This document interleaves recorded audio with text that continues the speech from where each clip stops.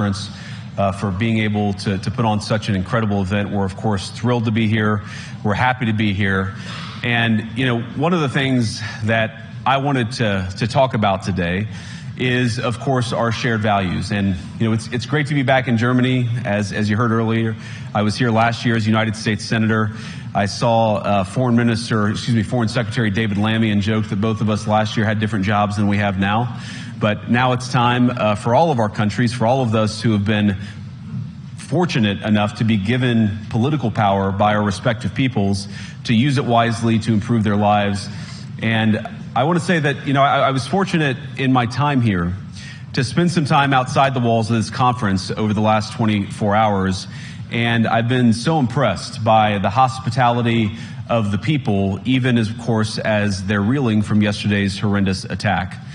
And the first time I was ever in Munich was with my wife, actually, who's here with me today, on a personal trip. And I've always loved the city of Munich, and I've always loved its people.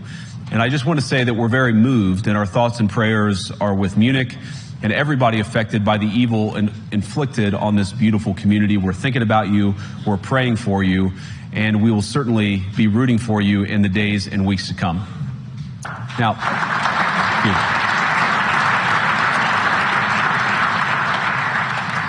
I hope that's not the last bit of applause that I get, but we gather at this conference, of course, to discuss security, and normally we mean threats to our external security. I see many great military leaders gathered here today.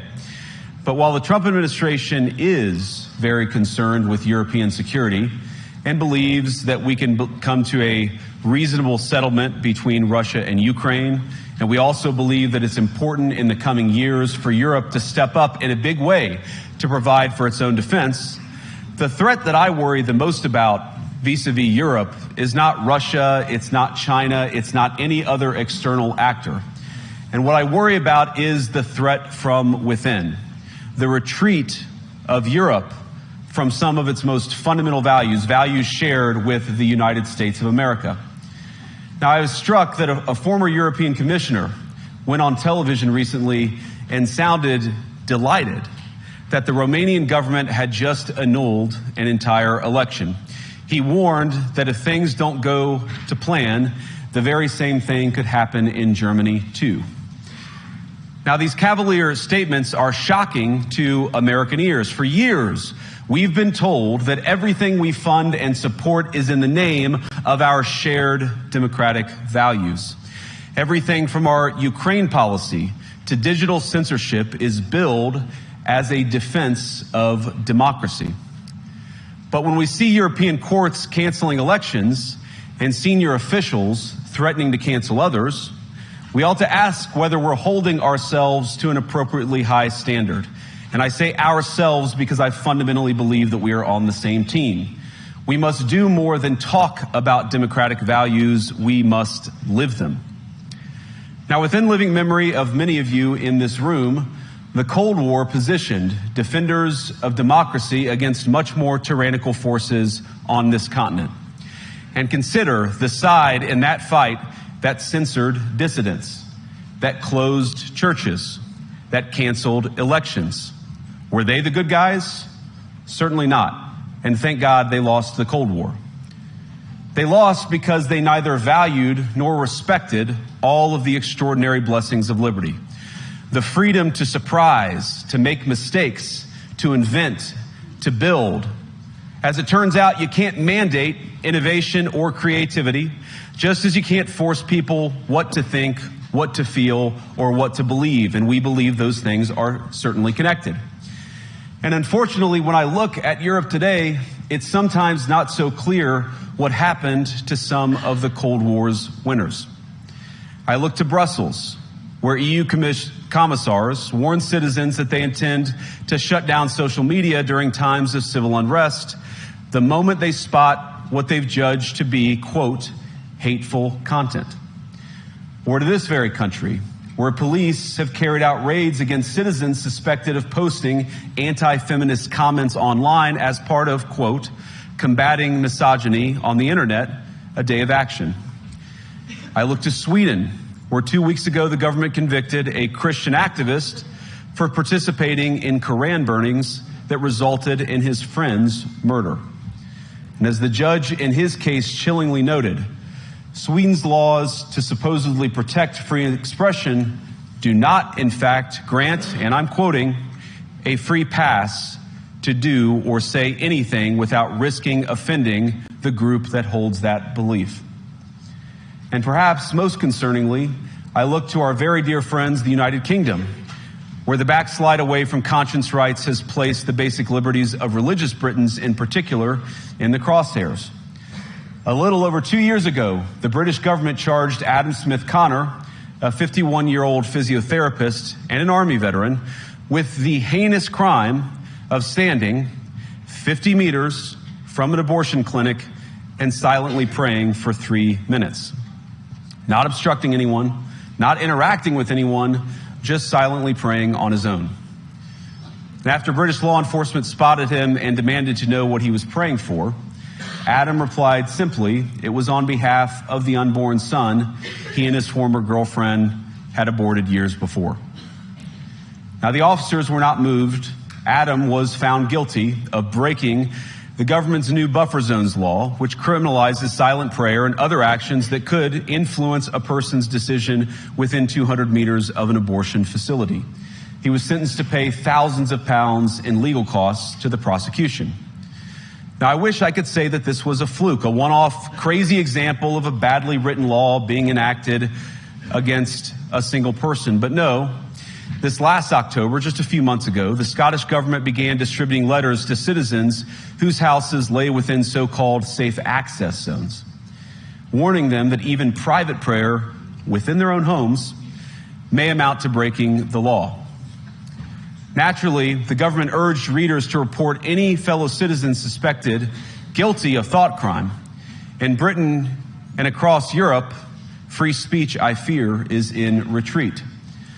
And in the interest of comedy, my friends, but also in the interest of truth, I will admit that sometimes the loudest voices for censorship have come not from within Europe, but from within my own country, where the prior administration threatened and bullied social media companies to censor so-called misinformation. Misinformation like, for example, the idea that coronavirus had likely leaked from a laboratory in China. Our own government encouraged private companies to silence people who dared to utter what turned out to be an obvious truth. So I come here today not just with an observation, but with an offer. And just as the Biden administration seemed desperate to silence people for speaking their minds, so the Trump administration will do precisely the opposite, and I hope that we can work together on that. In Washington, there is a new sheriff in town, and under Donald Trump's leadership, we may disagree with your views, but we will fight to defend your right to offer it in the public square, agree or disagree.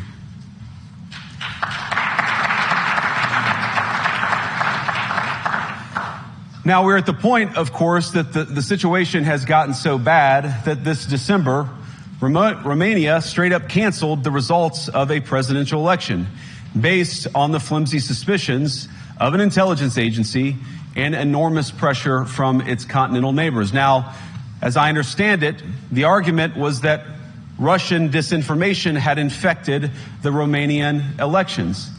But I'd ask my European friends to have some perspective. You can believe it's wrong for Russia to buy social media advertisements to influence your elections. We certainly do. You can condemn it on the world stage even. But if your democracy can be destroyed with a few $100,000 of digital advertising from a foreign country, then it wasn't very strong to begin with. Now, the good news is that I happen to think your democracies are substantially less brittle than many people apparently fear. And I really do believe that allowing our citizens to speak their mind will make them stronger still. Which, of course, brings us back to Munich, where the organizers of this very conference have banned lawmakers representing populist parties on both the left and the right from participating in these conversations. Now, again, we don't have to agree with everything or anything that people say. But when when political leaders represent an important constituency, it is incumbent upon us to at least participate in dialogue with them. Now, to many of us on the other side of the Atlantic, it looks more and more like old entrenched interests hiding behind ugly Soviet-era words like misinformation and disinformation, who simply don't like the idea that somebody with an alternative viewpoint might express a different opinion or, God forbid, vote a different way or, even worse, win an election. Now, this is a security conference, and I'm sure you all came here prepared to talk about how exactly you intend to increase defense spending over the next few years in line with some new target. And that's great, because as President Trump has made abundantly clear, he believes that our European friends must play a bigger role in the future of this continent. We don't think, you hear this term, burden sharing, but we think it's an important part of being in a shared alliance together that the Europeans step up while America focuses on areas of the world that are in great danger. But let me also ask you, how will you even begin to think through the kinds of budgeting questions if we don't know what it is that we're defending in the first place? I've heard a lot already in my conversations, and I've had many, many great conversations with many people gathered here in this room. I've heard a lot about what you need to defend yourselves from, and of course that's important. But what has seemed a little bit less clear to me, and certainly I think to many of the citizens of Europe, is what exactly it is that you're defending yourselves for. What is the positive vision that animates this shared security compact that we all believe is so important? And I believe deeply that there is no security if you are afraid of the voices, the opinions, and the conscience that guide your very own people. Europe faces many challenges, but the crisis this continent faces right now, the crisis I believe we all face together, is one of our own making. If you're running in fear of your own voters, there is nothing America can do for you. Nor, for that matter, is there anything that you can do for the American people who elected me and elected President Trump. You need democratic mandates to accomplish anything of value in the coming years. Have we learned nothing that thin mandates produce unstable results? But there is so much of value that can be accomplished with the kind of democratic mandate that I think will come from being more responsive to the voices of your citizens.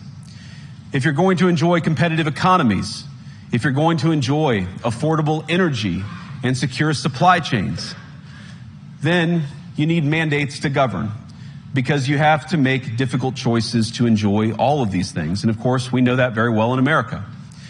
You cannot win a democratic mandate by censoring your opponents or putting them in jail, whether that's the leader of the opposition, a humble Christian praying in her own home, or a journalist trying to report the news.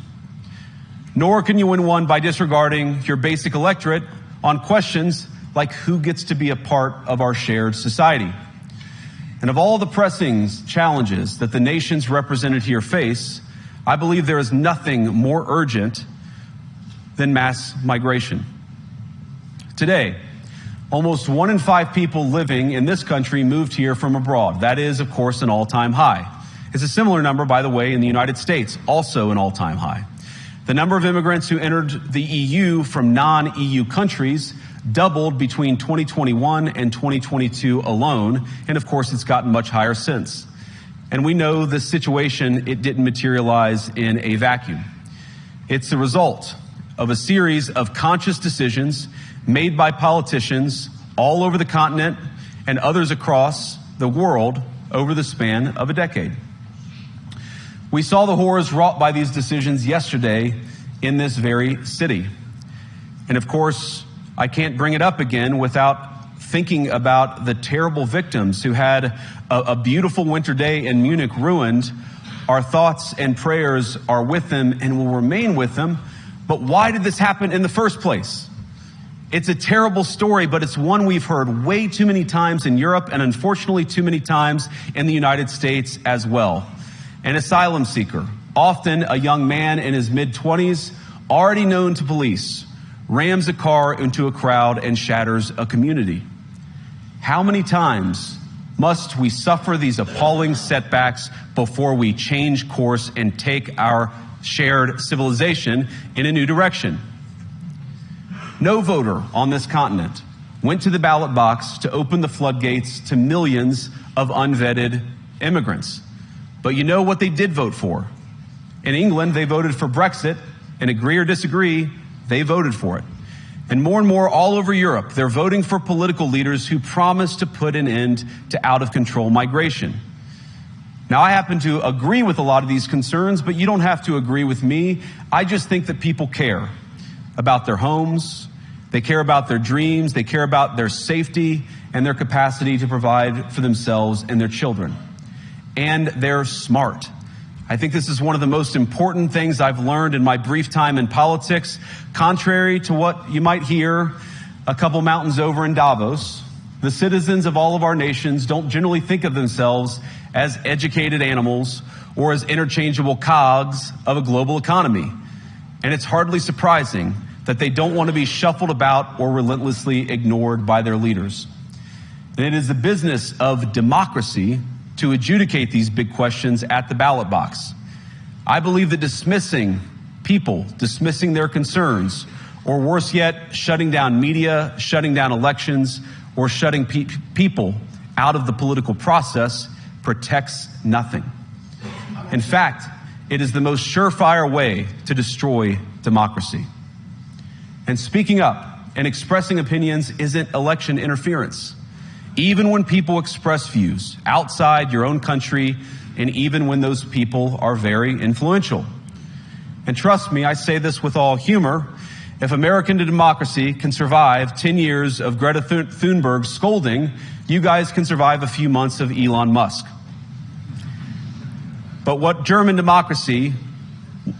democracy, American, German, or European, will survive is telling millions of voters that their thoughts and concerns, their aspirations, their pleas for relief are invalid or unworthy of even being considered. Democracy rests on the sacred principle that the voice of the people matters. There's no room for firewalls. You either uphold the principle or you don't. Europeans, the people, have a voice. European leaders have a choice. And my strong belief is that we do not need to be afraid of the future. You can embrace what your people tell you, even when it's surprising, even when you don't agree. And if you do so, you can face the future with certainty and with confidence, knowing that the nation stands behind each of you. And that, to me, is the great magic of democracy. It's not in these stone buildings or beautiful hotels. It's not even in the great institutions that we have built together as a shared society. To believe in democracy is to understand that each of our citizens has wisdom and has a voice. And if we refuse to listen to that voice, even our most successful fights will secure very little. As Pope John Paul II, in my view, one of the most extraordinary champions of democracy on this continent or any other, once said, "Do not be afraid." We shouldn't be afraid of our people, even when they express views that disagree with their leadership. Thank you all. Good luck to all of you. God bless you.